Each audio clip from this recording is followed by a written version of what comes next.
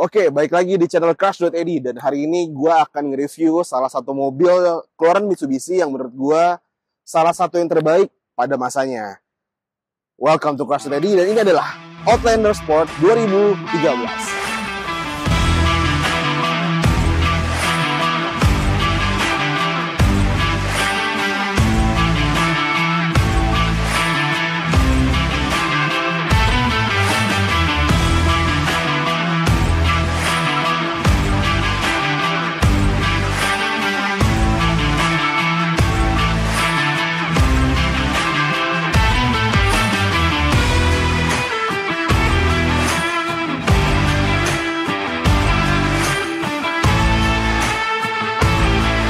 Sebelum kita bahas tentang eksteriornya, kita bahas dulu apa yang ada di balik kap mesin ini ya. Jadi mobil ini tuh nggak pelan guys, mobil ini lumayan kenceng. Karena menurut gua, ya Mitsubishi mana pernah sih buat mobil yang pelan ya kan.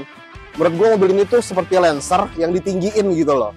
Nah, di balik kap mesin ini ada mesin 2000 cc yang mempunyai tenaga 148 horsepower dan mempunyai torsi 197 Nm.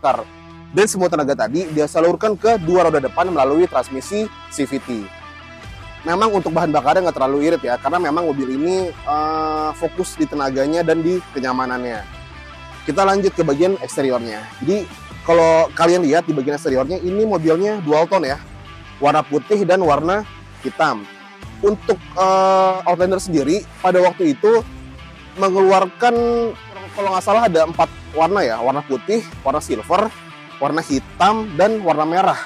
Oh sorry, gue pernah ngeliat juga warna orange kalau nggak salah warna itu. Jadi memang mobil ini pilihan warnanya lumayan banyak. Terus kalau dari segi desainnya, menurut gue ini longless ya.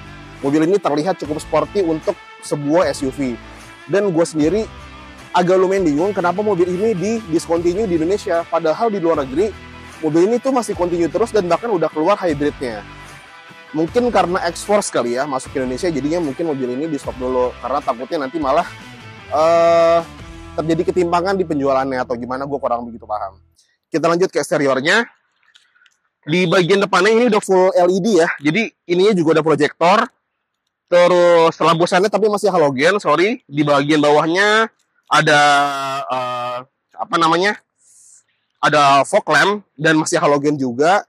Terus di sini untuk grillnya terlihat sangat sporty banget ya, berwarna hitam, dirapisi dengan ada list chrome-nya di bagian sampingnya, ada logo Mitsubishi-nya juga yang membuat mobil ini kesannya lumayan sangat-sangat sporty banget. Kurang lebih bagian depannya seperti ini ya, di kap mesinnya juga ada lekukan gini ya, yang menambah kesan aerodinamis dari mobil ini. Kita lanjut ke bagian sampingnya, let's go. Sekarang kita udah ada di bagian sampingnya guys, kita mulai dulu dari bagian depannya ya. Jadi untuk velgnya, standarnya ini adalah ring 17 dengan bannya itu 215/60. Jadi bannya itu ya seharusnya lumayan empuk untuk dibawa di jalanan ibu kota ya. Kalau kita naik sedikit, ini ada over fender yang menyambung sampai ke belakang, tuh kalau kalian lihat, yang menambah kesan all terrain dari mobil ini. Terus kalau yang tipe lama kan di sini kan ini ya, lampu sen ya. Karena lampu sennya pindah ke sini, nah di sini itu dikasih aksen gitu loh yang menambah kesan aerodinamis dari mobil ini. Dan untuk garisnya juga masih kayak tipe-tipe sebelumnya, garisnya cukup tegas sampai ke belakang. Kaca spionnya ini udah auto tracking ya, jadi termasuk yang bagus pada masanya. Terus di bagian sininya ada list chrome yang menyambung sampai ke belakang. Di atasnya ada roof rail yang asli ya, ini paten banget. Terus di bagian door handle-nya ini udah ada smart lock-nya, jadi kalian cuma tinggal sentuh doang dan mobil ini bisa dibuka. Begitu juga untuk kuncinya, kalian tinggal mencet ini doang. Kurang lebih bagian sampingnya kayak gini, terlihat cukup tinggi ya. Kalau misalkan kalian lihat ground clearance-nya ini di bawah gua, jadi ground clearance-nya ini lumayan tinggi untuk sebuah SUV pada saat ini. Kita lanjut ke bagian belakangnya, let's go. Itu udah ada di bagian belakangnya. Nah ini bagian belakangnya menurut gua adalah bagian paling sporty dari mobil ini ya. Gak tau kenapa gue suka banget sama bagian belakangnya. Terlihat sangat-sangat sporty banget. Kita mulai dari atasnya. Di atasnya itu udah ada shark fin. Terus di sini ada spoilernya, di mana juga tersedia stop lampnya. Terus di kacanya ini udah ada defoggernya nih guys, dan udah ada tambahan wiper juga. Di bagian bawahnya ada logonya. Terus untuk lampunya ini masih full halogen, tapi ini halogennya keren ya kalau nyala, bukan kayak halogen yang jadul gitu. Terus di bagian bawahnya di sini ada 4 apa namanya, sensor parkir yang memudahkan kita untuk parkir pastinya. Di bagian bawahnya itu ada mata kucing tuh, ada reflektor, ada 2 reflektor kanan dan kiri yang bentuknya bulat. Jadi lucu ya. Ini salah satu-satunya yang bentuknya bulat di mobil ini gitu. Nah, over fendernya ini panjang banget dari ujung sampai ke ujung, dan ini menyambung sampai ke depan ya, yang tadi seperti gue bilang. Terus kurang lebih bagian belakangnya gini, lumayan cukup sporty ya guys. Kita masuk ke bagian dalamnya. Nah, karena ini mobilnya udah ditambahin sound sama ownernya, jadinya ada soundnya guys. Cuman kalau ini nggak ada, ini lumayan cukup luas banget bagasinya. Kurang lebih cukup sekitar 3 sampai 4 koper lah di bagian belakangnya. Terus di bagian atasnya ini ada tambahan kayak penutup gini untuk naruh barang di bagian atas, dan untuk apa namanya, menutupi apabila kita naruh barang di dalam, jadi nggak kelihatan dari kaca belakang, jadi lebih aman. Terus di bagian bawahnya di sini ada tempatnya guys tuh buat naruh ban serep. Dan ban serepnya ini bentuknya asli ya, bentuknya sama persis dengan ban yang dipakai. Di bagian kanan sama kirinya ini ada lampu yang memudahkan kita untuk mencari barang di belakang kalau malam hari. Kurang lebih bagian dalamnya kayak gini, bagian bagasinya. Kita lanjut ke bagian interiornya sama Todizilla. Let's go.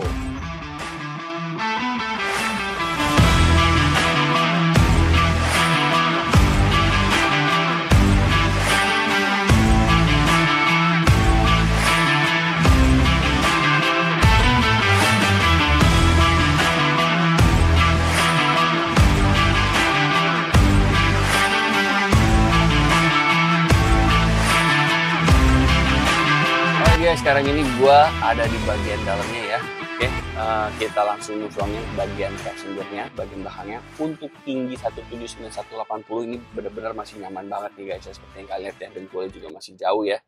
Ini posisi depan udah gue setting dengan posisi duduk gue yang lumayan nyaman untuk nyetir. Jadi dengkul masih gede banget nih guys. Untuk head space-nya pun juga masih jaraknya masih. Oke guys, seperti yang sebelum kita mulai, seperti yang kita tahu ya, orang Indonesia itu biasanya fanatik dengan yang namanya brand-brand tertentu ya.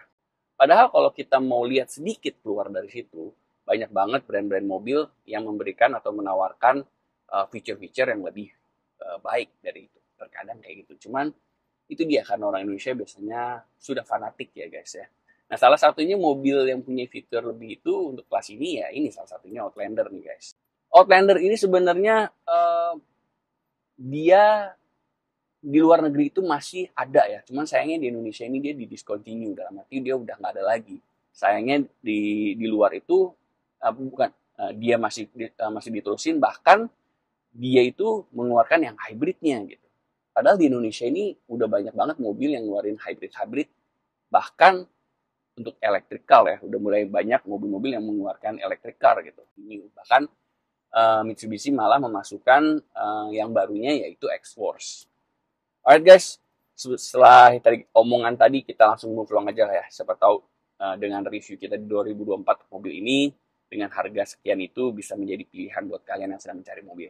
Let's move along. Untuk bagian dashboardnya ya, kelihatannya sebenarnya nggak terlalu kayak udah ketinggalan zaman banget ya. Tampilannya masih lumayan oke lah. Apalagi di sini dia untuk dashboardnya nih, dia bukan plastik yang kopong-kopong banget ya. Dia ada agak kayak soft touch-nya gitu. Kayak sebenarnya dikulitin gitu lah. Kayak dikulitin soft touch.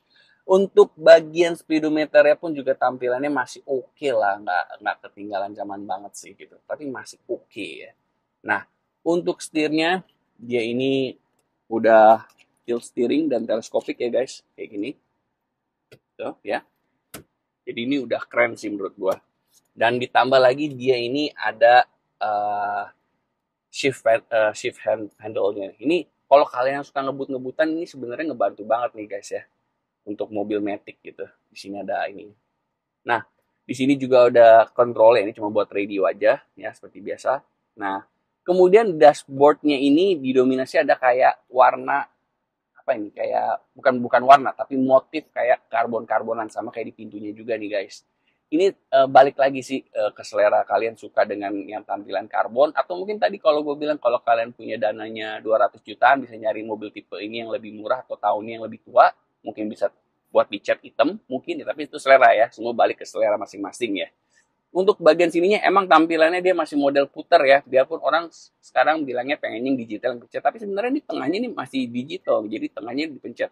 Jadi emang ini kenop-kenop ini emang bukan bermaksud pengen tampilan tua, enggak, tapi emang begini stylenya, dia di tengahnya digital tapi bisa diputer gitu, emang punya desain yang kayak gitu guys gitu ya. Tampilannya seperti biasa kayak gini ya, masih menggunakan tuas buat handbrake-nya ya. Kemudian di sini ada colokan 12 voltnya ya, di sini ada kompartemen 2, di sini ada asbak nih guys ya, ini kayak bisa dicopot gini. Nah gitu, di sini ini nggak boleh buat naro ini nih, nggak boleh naro mark holder gitu, nggak tahu kenapa, karena ada tulisannya nggak boleh buat naronya di sini nih guys ya. Nah di sini nih guys, karena ini kuncinya dia udah keyless ya, ini sebenarnya buat naro nih kunci ini guys di sini nih, jadi ditaruh gitu persis, pas banget. Dan dia modelnya udah modern nih guys, udah pencet juga gitu, udah asik deh. Nah untuk bagian sini handrestnya dia bisa baju mundur nih guys ya. Jadi kalau kalian yang mungkin ada yang suka naruh tangan gitu ya, ini mungkin menjadi nilai plus. Tapi kalau gue pribadi, gue tipe orang kalau nyetir gue lebih lean ya ke bagian jendela kayak gini. Well, semua sebenarnya balik lagi ke cara orang itu berkendara sih gitu, ya nggak sih. Nah dari sini, di sini ada storage ya. Ini storage yang gue suka dari Mitsubishi ini ya. Kayak Pajero juga modelnya kayak gini guys. Jadi dia dua tingkat nih, bisa dibuka. Di sini bisa buat naruh kompartemen juga. Kemudian di bawahnya dia ada kompartemen lagi gitu. Bahkan ada colokan 12 voltnya gitu. Ya. Nah, ini yang paling disukain ya. Kita langsung ke bagian atasnya nih guys. Ini ada lampu 2 nih, ya seperti biasa. Kemudian, nah di sini dia ada panoramiknya nih. Nah ini gue yakin banget salah satu feature yang menjadi option nih guys buat kalian yang mungkin punya budget sekitar 200 jutaan apa, dari 150-an sampai ke 200 jutaan ya. Tapi ini tentu dengan tipe yang paling tingginya guys, yang ada panoramiknya kayak gini. Dan kalian lihat di sini ya, di sini nih kalau kalian tertutup dan malam hari ini di bagian sini ada ambient lights-nya nih. Ini juga memberikan tampilan mobilnya nih lebih apa ya, kelihatan eksklusif aja nih guys gitu. Nah ini tutup dulu deh guys biar nggak terlalu silau karena nih siang hari ya, lumayan membutakan mata. Nah ini pun juga bahannya, kalau kalian tahu mobil Honda HR-V yang baru dengan panoramik itu yang biasanya dicopotnya pakai tangan ya, ini dia udah elektrik dan ini full loh guys. Ini gede sampai belakangnya. Ini nilai plus banget kalau buat gue sih ya, dengan mobil yang sekarang harganya sudah menurut gue udah lumayan nyaman di kantong gitu. Alright guys, so what do you guys think? I think ini cukup ya untuk nge-review mobil ini, terutama buat kalian yang mencari, siapa tahu di tahun 2024 dengan budget sekian untuk mencari mobil yang udah sekeren ini. Alright, let's move along. Alright guys, kita langsung jalan aja.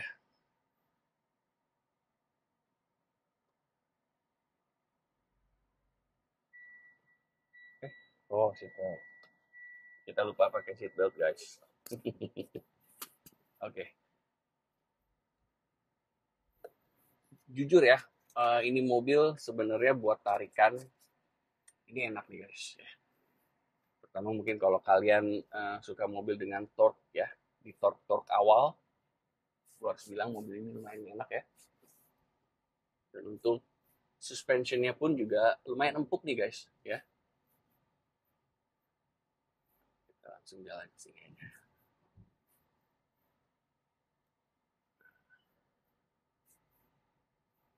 Ya, biarpun dia ngelewatin jalan-jalan yang agak bumpy nih ya, bisa dibilang mobilnya lumayan empuk nih. Lah ya, for daily use sih mobil ini sih lumayan cukup sih. Kan kita coba yuk pedal shiftnya itu.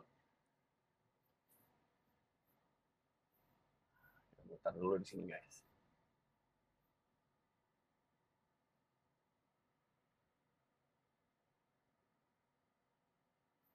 Ya, selain juga untuk hari ini di Jakarta, ya mobil itu yang penting nyaman, AC-nya dingin. Well guys, seperti yang gue bilang ya, untuk segala drivingnya sebenarnya semua masih nyaman ya. Nyaman semua untuk mobil ini. Apalagi ya kita kalau punya mobil, buat apa sih? Apa ya buat ngebut-ngebutan di jalan, kan nggak juga. Paling mobil ini buat benar, apalagi AC-nya juga lumayan dingin ya guys ya. Mobilnya nyaman, ada panoramiknya gitu. Jadi I think it's way more than enough banget ya, apalagi dengan kalau kalian punya budget yang sekian ya. Nah, sekarang kita coba yuk untuk bagian pedal shiftnya ya. Untuk tarikan awal, kita langsung. Oke. Lumayan ya guys ya. Jadi emang untuk pedal shiftnya ini, kalau kalian emang yang suka kebut-kebutan sih, ini bener-bener asik nih guys. Oh, lumayan lah. Ya. Alright guys, I guess kayaknya cukup sih segitu aja ya.